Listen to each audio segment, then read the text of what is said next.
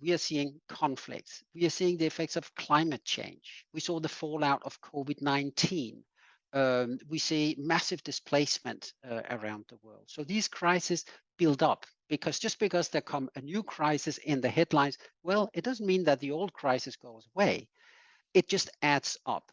So it has certainly become more stressful. I think it's become more frustrating because we are being asked to do more and more and run faster and faster. A lot of the headlines we see today are about the humanitarian crisis in Ukraine and also in Afghanistan. Are they the areas most in need?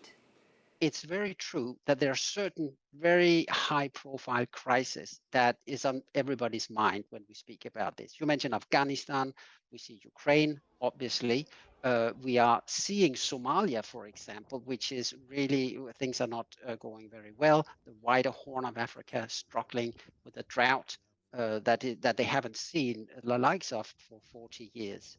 So there are certain crises that simply just attracts more attention.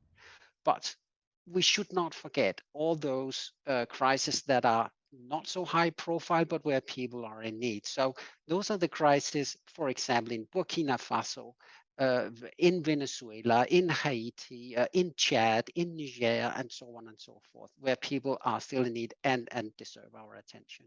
In recent months, we've seen a massive increase in the price of food and fuel around the world. Has that had an effect on both people that you work with and how you're able to operate? It has had a very direct and dramatic effect. If you spend 60, 70% of the income that you have on food, then just a small rise in price of food can really completely knock you off your feet. So that has had a very dramatic impact. And it means that more people are being pushed across the line where they get into life-saving and life-sustaining humanitarian need. The demand for aid around the world has increased so much in recent years, and yet it's coming at a time when the funding gap for humanitarian aid projects is the biggest we've ever seen. Is that stopping you being able to help people around the world? It's right that we are seeing the largest funding gap ever. We are asking the largest amount of money we have ever asked. As I speak, almost 49 billion US dollars this year only. Halfway through the year, we have raised about 1/3 of that. And it forces us as humanitarian organizations to prioritize.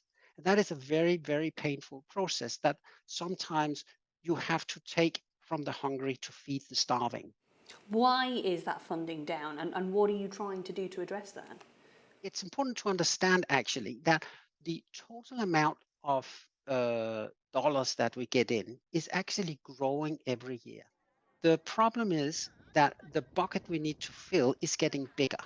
So what we are trying to do is, of course, to mobilize the donor community so that they find more money, they find new money. We try to expand the group of actors in the world, be it member states, private citizens, the private sector, and so on, to chip in. This year, World Humanitarian Day is focusing on the work of humanitarian aid workers around the world. Why is that such an important role to put the focus on? It is a dangerous job, and it is getting more and more dangerous. We've just gotten new data from last year, 2021, that shows that more than 140 humanitarian workers were killed doing their jobs. So it is a dangerous job. There's no doubt about it. But it's also because we do work in dangerous environments, because that is our raison d'être. We have to be where the needs are, and very often those needs are in difficult and dangerous places.